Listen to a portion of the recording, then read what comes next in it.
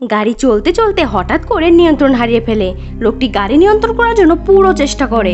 এমন অবস্থা হয়ে গিয়েছিল যেন প্রায় মারাই গিয়েছে, কিন্তু তারা অল্পের জন্য বেঁচে যায়। সার্ভিস সেন্টারের মাধ্যমে তারা জানতে পারে যে টায়ারের নাট লুজ থাকার কারণে এমন হয়েছে। ছেলেটি বুঝতে পারে নাট আসলে কে লুজ করে দিয়েছে। ছেলেটা রাগ করে ঘরে ফিরে আসে এবং শ্বশুরের গাড়িকে আঘাত করে। আর এখন সবাই বুঝতে পারে শাশুড়ি তার জামাইকে মেয়েকে মেরে ফেলার জন্য এমনটা করেছে, কেননা তার জামাইকে পছন্দ করতো না, যার ফলে তার শাশুড়ি ও সারিকা বাড়ি থেকে চলে যায়। আর এইদিকে ছেলেটার বউ তাকে এখান থেকে নিয়ে অন্য শহরে চলে যেতে থাকে।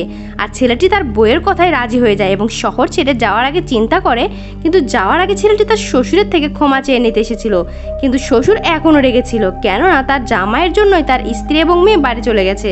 আর যার ফলে শ্বশুর এদিকে এগিয়ে থাকা বোতল দিয়ে জামাইকে আঘাত করে হত্যা করে। আর তখনই তার ফোন বেজে ওঠে, কেননা তার স্ত্রী প্রেগন্যান্ট ছিল, প্রসব ব্যথা উঠেছে এখন।